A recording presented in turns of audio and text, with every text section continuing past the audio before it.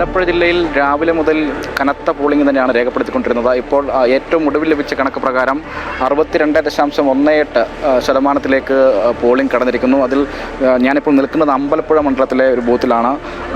അമ്പലപ്പുഴയിൽ നിലവിൽ 65.19% പോളിംഗിലേക്ക് അമ്പലപ്പുഴ മണ്ഡലം കടന്നിരിക്കുന്നു. അതായത് കനത്ത പോളിംഗ് ആണ് ആലപ്പുഴ ജില്ലയിൽ രേഖപ്പെടുത്തിക്കൊണ്ടിരിക്കുന്നത്. ഇപ്പോഴും വലിയ ക്യൂ ആണ് പല ബൂത്തുകളിലും പ്രകടമാകുന്നത്. എന്തായാലും ജനങ്ങൾ ഈ തെരഞ്ഞെടുപ്പിനെ ആ നിലയിലേക്ക് ഏറ്റെടുത്തിരിക്കുന്നു എന്ന് തന്നെ കാണണം. വലിയ ഒരു നീണ്ട നിര തന്നെ എല്ലാ ബൂത്തുകളിലും അനുഭവപ്പെടുന്നുണ്ട്.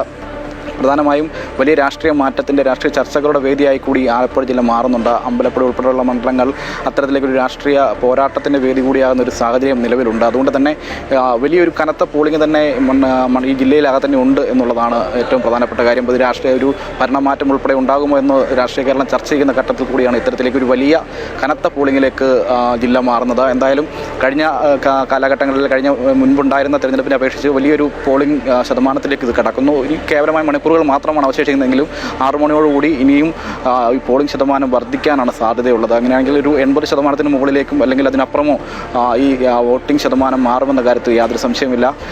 പ്രധാനമായും ജില്ലയെ സംബന്ധിച്ച് അമ്പലപ്പുഴ മണ്ഡലം ഉൾപ്പെടെയുള്ള പ്രധാനപ്പെട്ട മണ്ഡലങ്ങൾ ആ രാഷ്ട്രീയങ്ങൾ ചർച്ച ചെയ്യുന്ന ഒരു വേദിയായി കൂടി ഈ തെരഞ്ഞെടുപ്പ് മാറുന്നുണ്ട്. അമ്പലപ്പുഴയിൽ ആദ്യഘട്ടങ്ങളിലെല്ലാം തന്നെ UDF പിന്നോട്ട് പോക്കുണ്ടായിരുന്നെങ്കിൽ അതിനുശേഷം സുധാകരൻ പ്രചരണ രംഗത്തിറങ്ങുകയും വലിയ ശക്തമായൊരു പോരാട്ടം സംഘടിപ്പിക്കുകയും ചെയ്യുന്ന ഒരു സാഹചര്യം ഉണ്ടായി.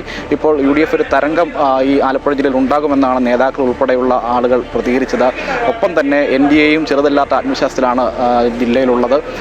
LDF സംബന്ധിച്ച് കഴിഞ്ഞ തവണ 8 മണ്ഡലങ്ങൾ വിജയിച്ച മുന്നണിയാണ് LDF. ഇത്തവണയും ഒരു സമ്പൂർണ്ണമായൊരു വിജയം LDF ക്യാമ്പ് പ്രതീക്ഷിക്കുന്നുണ്ട്. 9 മണ്ഡലങ്ങളിലും വിജയം നേടാനാകുമെന്നൊരു പ്രതീക്ഷ തന്നെയാണ് LDF മുന്നോട്ട് വെക്കുന്നത്. ഒപ്പം തന്നെ UDF സംബന്ധിച്ച് ഹരിപ്പാട് മണ്ഡലം മാത്രമായിരുന്നു UDF കയ്യിലുണ്ടായിരുന്നത്. പക്ഷേ ഇത്തവണ അമ്പലപ്പുഴ ഉൾപ്പെടുന്ന മണ്ഡലങ്ങൾ പിടിച്ചെടുക്കാൻ കഴിയുമെന്ന പൂർണ്ണ ആത്മവിശ്വാസത്തിലാണ് UDF നേതൃത്വമുള്ളത്.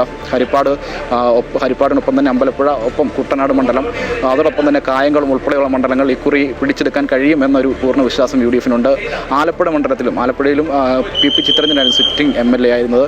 ചിത്തരഞ്ജൻ ഇക്കുറി പക്ഷേ ചിത്തരഞ്ജന് ഇത്തവണ ഒരു യുവ സ്ഥാനാർത്ഥിയാണ് ചിത്തരഞ്ജനെ നേരിടാൻ എത്തിയത്. AD തോമസ് എന്ന് പറയുന്ന KSU ജില്ലാ പ്രസിഡന്റ് ആയിരുന്നു. അവിടെയും കനത്ത പോരാട്ടമാണ് നടക്കുന്നത്. അതിൽ നമ്മൾ കാണേണ്ട മറ്റൊരു പ്രധാനപ്പെട്ട കാര്യം വെള്ളാപ്പള്ളി നടേശൻ്റെ പ്രസ്താവനയെ സംബന്ധിച്ചാണ്. വെള്ളാപ്പള്ളി നടേശൻ ആദ്യഘട്ടങ്ങളിലെല്ലാം തന്നെ ഒരു തുടർഭരണം ഉണ്ടാകുമെന്നും വീണ്ടും LDF അധികാരത്തിലെത്തുമെന്നും എല്ലാം അർദ്ധശങ്കകൾക്കിടയില്ലാതെ പറയുന്ന സാഹചര്യം ഉണ്ടായിരുന്നു. പക്ഷേ ഇന്ന് തിരഞ്ഞെടുപ്പ് വോട്ട് ചെയ്തതിന് ശേഷം പ്രതികരിക്കുന്ന ഘട്ടത്തിൽ അത്തരത്തിലേക്കൊരു ശക്തമായ നിലപാടിലേക്ക് വെള്ളാപ്പള്ളി പോകുന്നില്ല എന്നുള്ളതാണ്. ത്രികോണ മത്സരമാണ് പലയിടങ്ങളിലും നടക്കുന്നത്.